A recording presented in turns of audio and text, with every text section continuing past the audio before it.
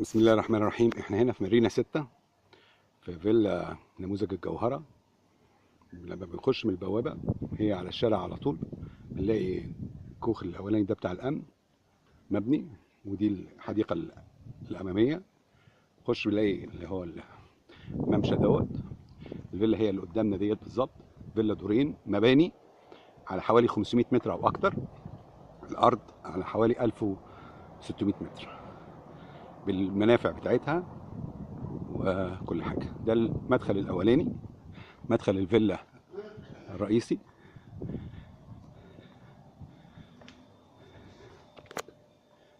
بنخش نلاقي هنا أول حاجة في سلم يدخل على أوضة خدم صغيرة، وبعد كده في أول جناح.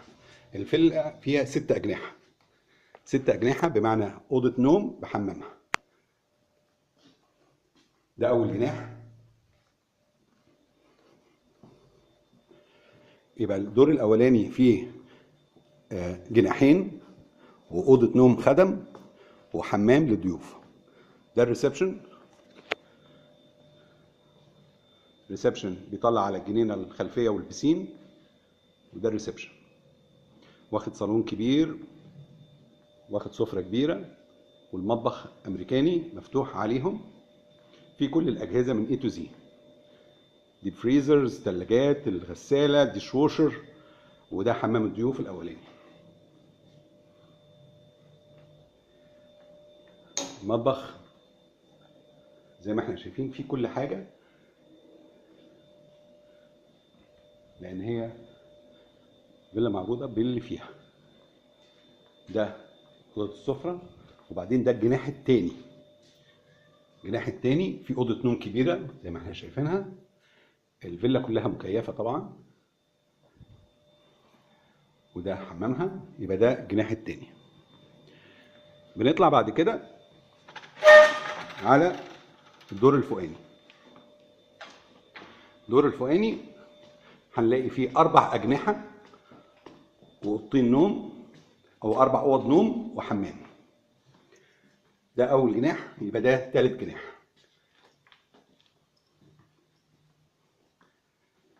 ده تالت جناح بحمام بتاعه. وبعد كده ده أوضة نوم. يبقى دي أول واحدة أوضة نوم ما فيهاش حمام. يبقى في عندنا 4 أوض نوم بيخدمهم هذا الحمام.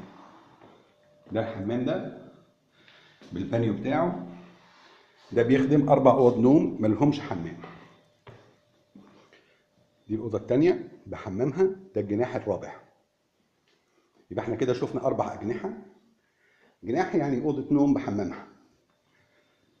ودي الأوضة التانية والتالتة. دي أوضة نوم صغيرة شوية.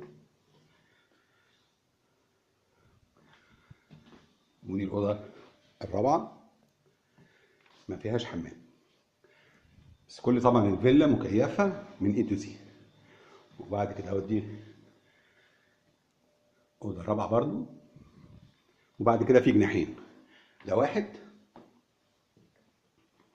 والجناح دوت كل الأجنحة ديت بقى طلع على الايه، على البسين. هنشوف الكلام ده دلوقتي حالا. وده حمامها.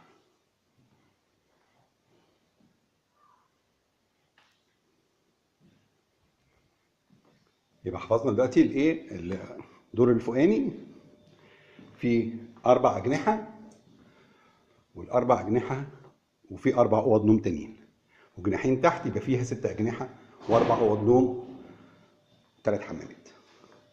دي الفيلا من جوه. نصور فيديو تاني للفيلا من بره. عينك لإدارة الأملاك، حسين أبو شعب.